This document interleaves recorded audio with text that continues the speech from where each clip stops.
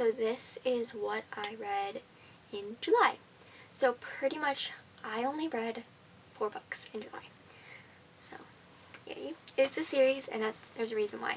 So, if you guys remember end of last month, I finished Binding 13 back in June. So I continued on with the Boys of Tommen series with Keeping 13 by Chloe Walsh. This was 5 stars, of course. Shannon and Johnny, like, if you guys can see, I tabbed so much. I don't know if you can see that with like lighting, but so many pages, so much love. They are amazing. The story is so complicated. I don't want to go too much into it, but it is so good. It's set in Ireland in 2005. Shannon and Johnny are in love. There's so much stuff that goes on, though. It has a lot more than just like a love story. It's so complicated. It has friendship too. I love.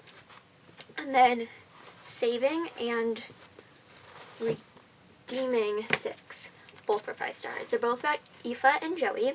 This one is them starting from their first year up until beginning of 6th year, I believe. And they do not start dating till I believe 5th year, but like there's a friendship there and it's so adorable. This one's all of 6th year, obviously, had lunch, and it is so complicated, and it's so good, and like I cried a decent amount in their story. And then we've got Taming 7 by Chloe Walsh, the new cover versus old covers. Like, you see how much like thicker this one is. This one is only like 400 pages, and this one's like almost 800, I think. But still, like, difference. These pages are like a lot thicker, so it was nice. That one I would highlight, it wouldn't bleed through as much. This one I highlighted, it would bleed through. I didn't highlight much in here though. I did highlight some, but I definitely didn't feel like I highlighted as much as the rest. This is about Gibbsy and Claire. So, that is what I read in July. I'm going to tell you a little more though. I'm going to rank the guys, the girls, and the couples. Okay? So for the guys, there's 5 guys, right? So we're going to start with number 5 is Feely. And I'm also going to explain why I put them there. So number 5 is Feely for me because I love him, and I love all the characters regardless of how I rank them, and the rankings also can change day to day, and this is just how I feel today. So, this could literally change tomorrow. This could change when the next book's out. Like, it can change day to day. So, ranking the boys, number 5 would be Feely. Because there's a reason for this. He is the only guy that you have not seen, exactly in his POV. Like, you haven't read anything in his POV. So it's like, I love him, but I don't know. I know some, but I don't know everything, and I don't know what's going on in his mind. So that's my reason for ranking him there. 4, oh, this is difficult. Okay, 5 was kind of the easiest one for me, just because I don't know. To me, it's like I know a decent amount about Feely, but I don't know enough. Like, I don't know what's going on in his mind. That's the reason he's there. 4, people might not like this one, but I'm going to put Gibbsy there. And the reason is, I love all the characters. Okay, I love Gibbsy. I love him. And to me, he is one of the more fun, like, easygoing people. He has a lot of trauma, too. And I just don't want to get into that in case you guys haven't read that. But he has a lot of trauma, and his trauma response is being this happy guy. And that's like, okay, it's trauma response, so it's not like best, but it's not the worst one out there. So I don't know. The happy characters are always not my favorite. Do I want the characters to be happy? Yes, I want them to be happy, and yeah. And obviously, there's a lot more to him than just being happy. Like, there's a lot of stuff he went through. So I'm not saying that that's his entire thing. No, and I think I love him. I just think that's just where he's gonna land. Number 3. I don't know. I'm gonna put Huey. I'm going to put Huey Biggs at number 3.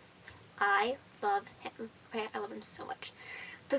They're like, I love all the characters, okay? Basically, I love them all. I understand all of them, and it's not difficult understanding. It's very difficult understanding all of them because I have to be like, someone did something wrong in this thing, but I'm like, okay, yeah, but like this, and this is why they're doing this wrong thing, and it's like so complicated.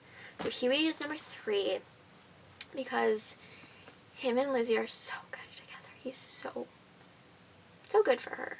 But yeah, they didn't need that. They needed to be broken up for those 2 years, and I get that.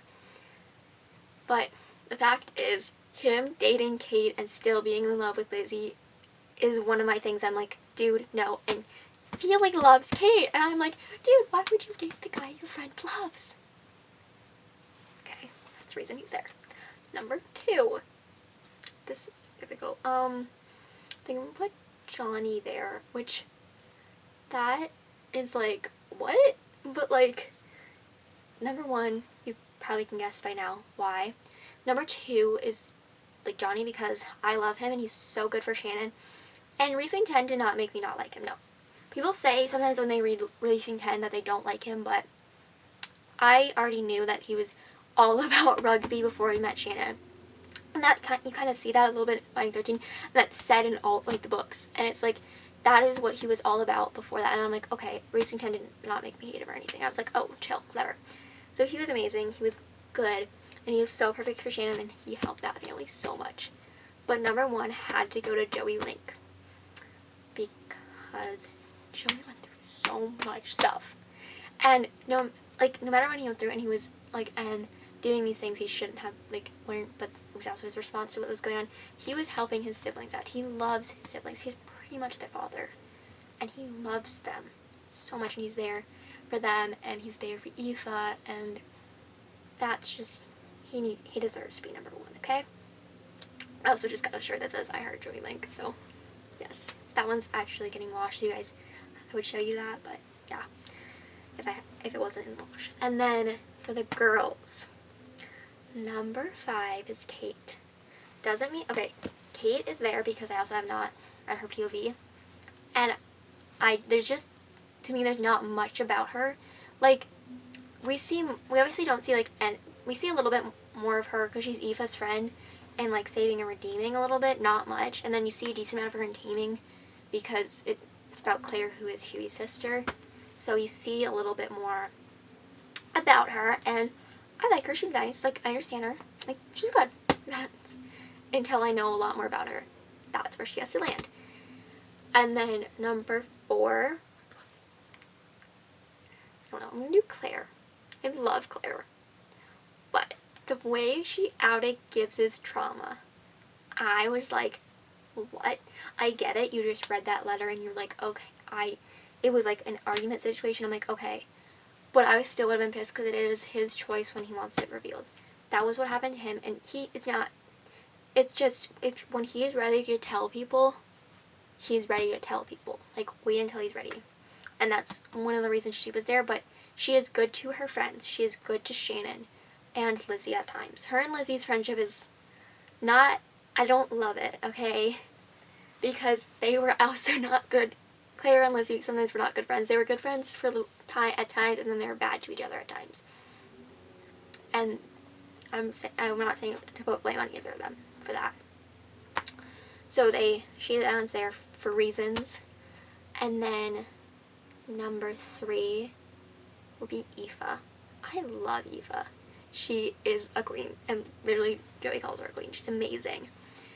And she does so much. There's just, I don't know why. The other 2, to me, I love more. That's why she lands there. Number 2 is Shannon. And my number 1 and 2 always switch. Shannon and my number 1 switch like every day. Shannon just, to me, is my number 2, because she went through so much, but she was so strong, and even after everything she went through, and she is just amazing, and she's so nice. Number 1, though, is Lizzie. And that might shock some people, but I understood Lizzie so much. I don't know why. I just, like, when I read a series, I always connect with, like, at least one character the most, and to me, I connected with Lizzie a lot, because her response from her trauma, which you don't know, no one knows all of it except, like, kind of her, but also at the same time she doesn't know, right? So, like, her response was anger and hatred, and I do not love that response, but sometimes that feels like how I respond to things. So I'm like, okay, I get it, you should not be rude to these people, like, you shouldn't be doing that, Lizzie, but I also, at the same level, like, I understand, and I think just because she was so sweet when she was young, her and Gibbs' friendship was so cute, but her and Gibbs cannot be friends again. They can, okay, wait, what was I saying? Her and Gibbs can't be friends again until what happened to Lizzie is revealed, I think, because him and Lizzie need a common ground, and they don't have that right. They have that, but sort of, but like, not enough. They're both, what happened to both of them by the same man needs to be revealed. So that they can sit down, have a conversation. They need to sit down and talk it out. That's what they need to do. And I think they can do that once what happened to Lizzie is revealed. Just right now, I don't know, see how that can happen. That's just my perspective, but obviously, like, you guys can have different points of view of that. And I don't know if they're going to be friends again or not. Like, I don't know. Like, won't know until the next book is released and I'm reading the next book. So, yeah. For the couples. Obviously, number 5 is Haley and Kate. Because I don't know much about them. I love them, but there is definitely, like, obviously there's a bunch of scenes in the books. It's just, like, I need to read in their minds. I need to be in their minds and see what's going on to love them. Number 4, Claire and Gibbs. I love them. They are perfect for each other. They, I think, need to break up for a little bit. Because I think they are adorable. They are perfect for each other. Like, I want them to be the end game, right? But I want them to break up for a little bit because they need to learn how to be not together. Like, they need to know how to be independent people without each other. They need that. For maybe, like, the same amount of time, like, Lizzie and Huey were broken up or something. Because I feel like they can break up and then get back together when they're in college. Like, that would be good for them, but I obviously don't know what's going to happen, you know? I think they just need to find themselves more outside of their relationship. But they're obviously adorable, and obviously I do still want them to end up together. And then number 3. Okay, this is difficult. I'm going to put Huey and Lizzie. I love them together. They are good for each other. They obviously need to be broken up because, yeah, there's reasons they need to be broken up. And she got her help when they were broken up, and she needed that help. And they are perfect. He understands her, he loves her, he defends her. And she loves him, and, like, she does some things. But also, like, she has this disease, so it's also, like, it's not excusing everything, but there's things he needs to know for, like, their relationship to work. Who do I want to do for number 2? Joey and Eva, I think. And they are amazing, obviously. Love them. Their relationship is good. Their relationship was built on friendship, which I think works to build a relationship from friendship that does give them a solid ground to stand on, right? So that's good for them, and they're good. But they went through so much stuff, and I'm like, it was so sad. I was like, what's going on? Like, 90% of this book was Joey not wanting to be here anymore. So, you know, that was devastating. And this is a spoiler, she was pregnant, going through all that, and I'm like, oh, no, it's not good. So number 2. Number 1 is Shannon and Johnny. They started the series, and they are so adorable. Like, my thing is, if Shannon didn't go to Toman, she didn't end up at Toman, I don't think we had if she ended up at Toman, I don't think the Link siblings would have been alive. I think the only one who would have been alive would be Darren if she didn't end up at Toman. So, that's my thing. Because her going to Toman meant her meeting Adele, who helped, Adele Johnny's mother, which ended up getting Joey the help he needed. So, and obviously, like, Shannon and Johnny are so adorable. They're so cute and they're so sweet. Yeah. Okay. But I did not really finish reading Releasing 10 in July. I have finished reading it, but it does not get to be in this video because I didn't finish reading in July. So, that was my reading wrap up. See y'all next video. Bye!